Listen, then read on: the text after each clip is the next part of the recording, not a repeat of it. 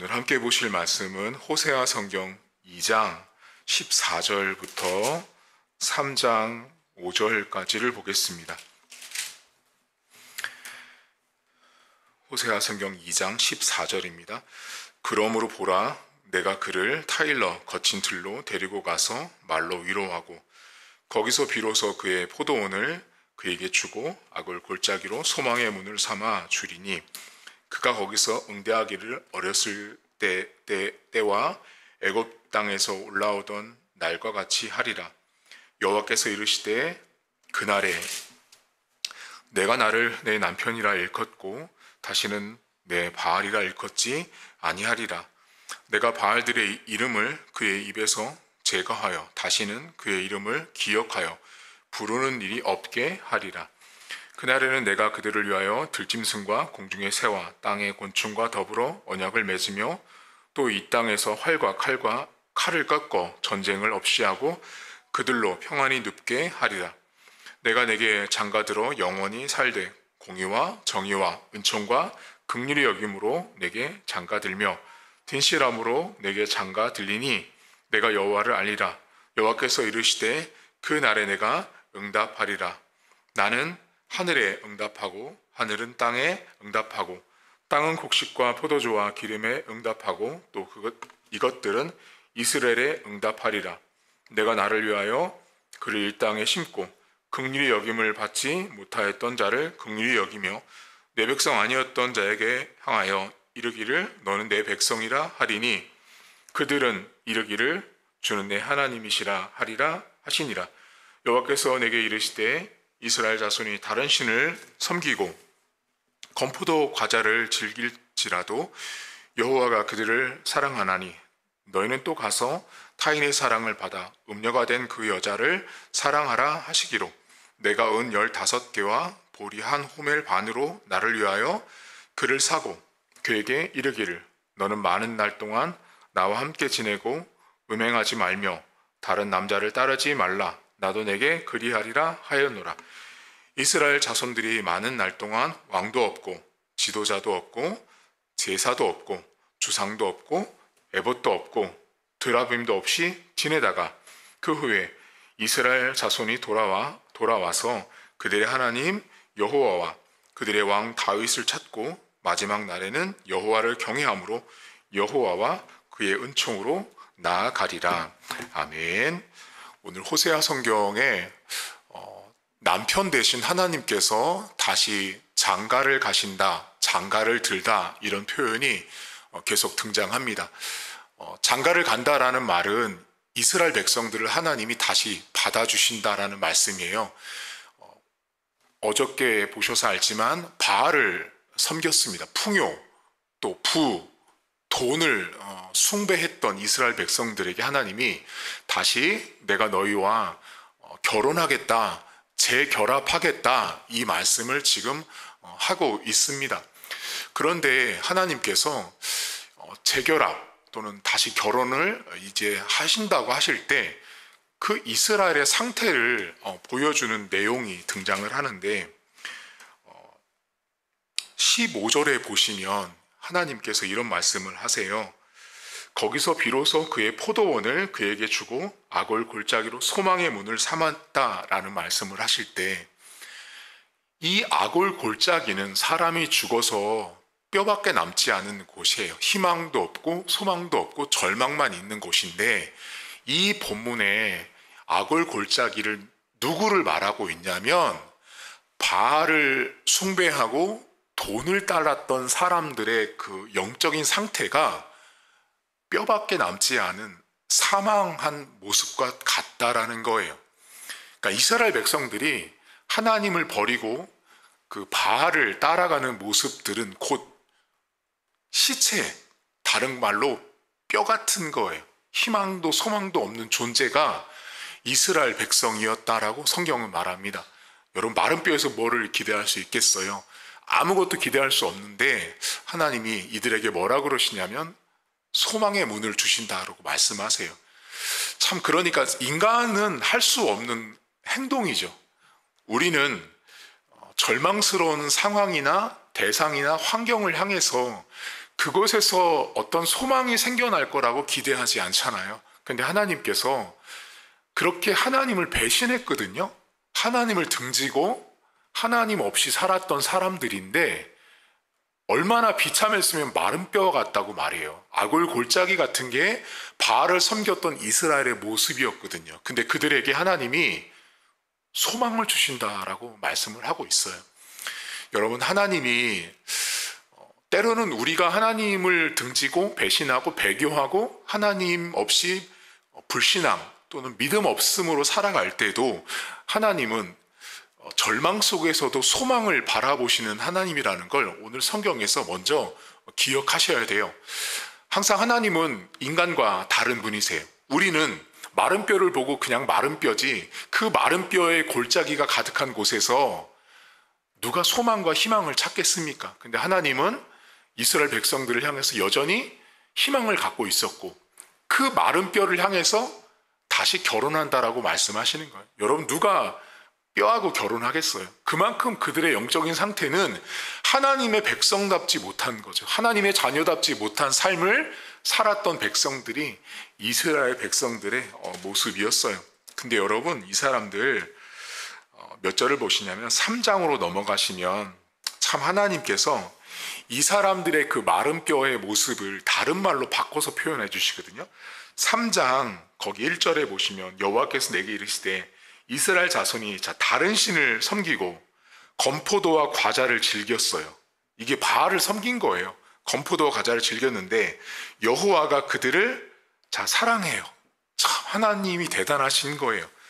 그들을 사랑하는데 너는 또 가서, 여기가 중요해요, 타인의 사랑을 받아 음녀된 자라고 나오죠. 타인의 사랑. 이 타인의 사랑이 뭐예요?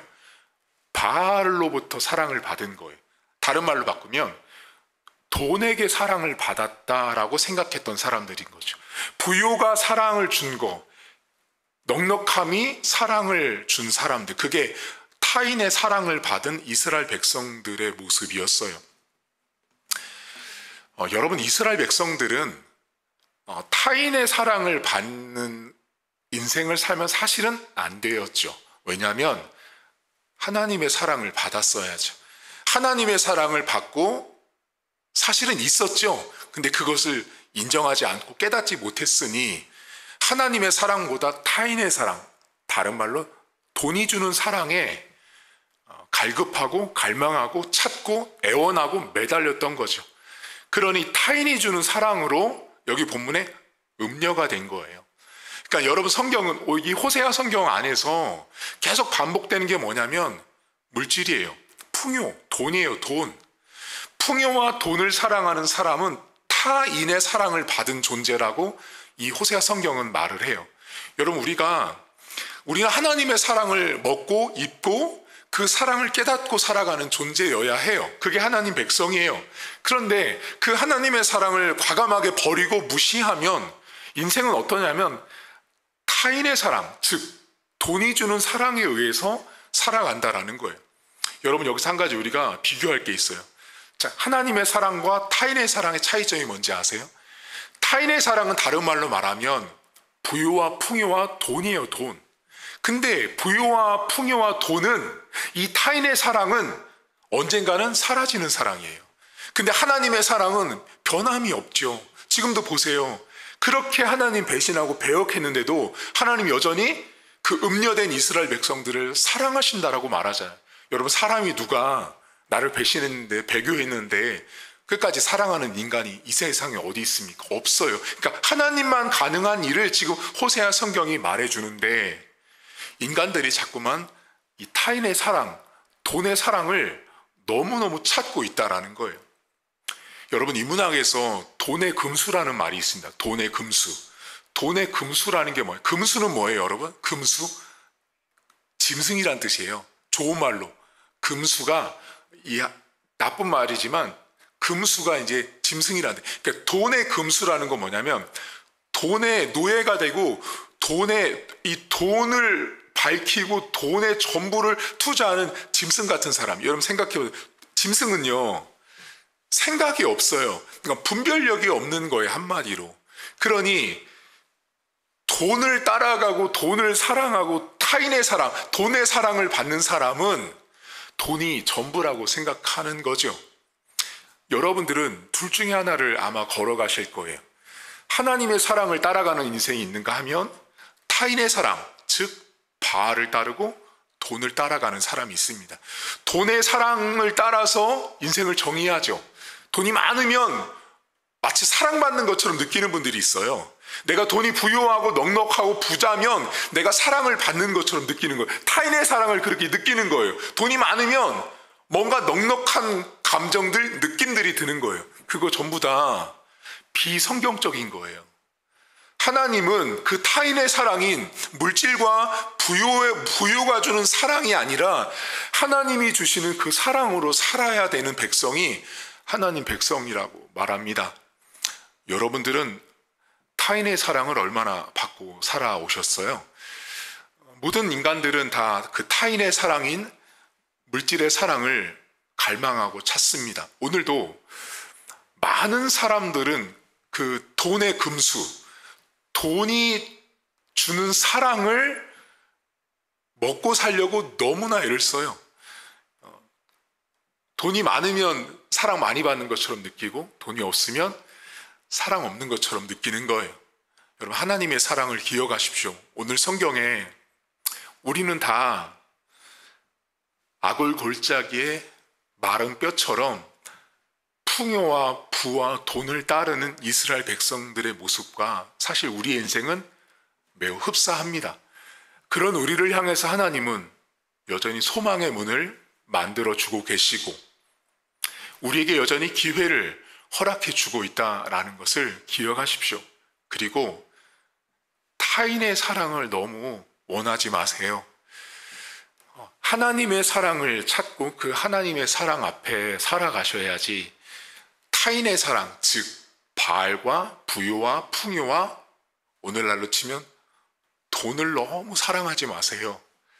돈을 너무 사랑하면 사랑할수록 하나님의 사랑은 등지게 되고 하나님의 사랑과 상관없는 신자로 살아갑니다. 그 사람은 사실 신자라고 불러주면 안 돼요. 불신자보다 못한 사람이에요.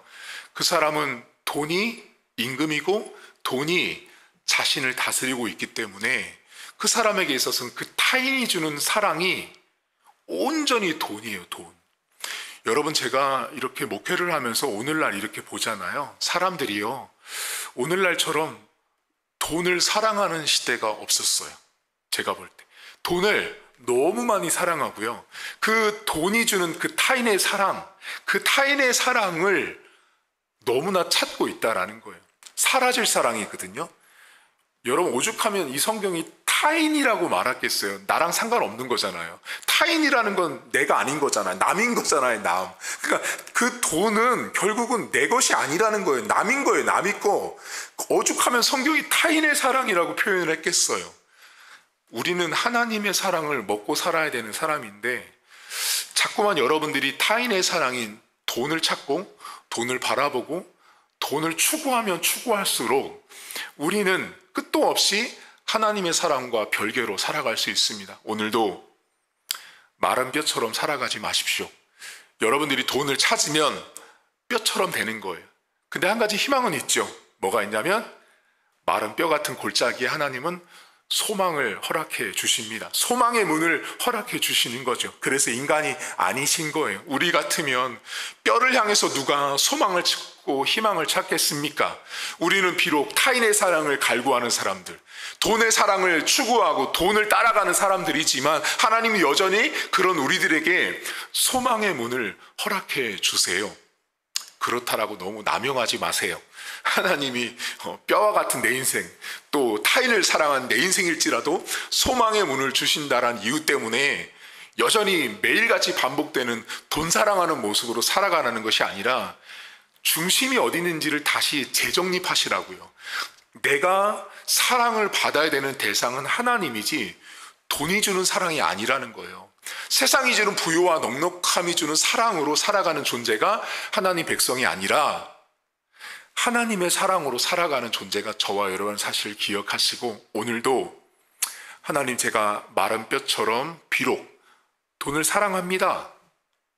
타인의 사랑인 돈의 사랑을 저는 늘 찾고 있습니다. 그것이 하나님 저라는 인생입니다라고 고백하시고, 저 같은 인생에게도 하나님 소망의 문을 허락해 주시고, 다만 제가 그 하나님의 풍성한 넉넉한 사랑을 너무 남용하지 않도록 저에게 지혜와 절제를 주셔서 타인의 사랑이 아닌 하나님의 사랑으로 오늘 하루도 살아갈 수 있기를 주님의 이름으로 축복합니다.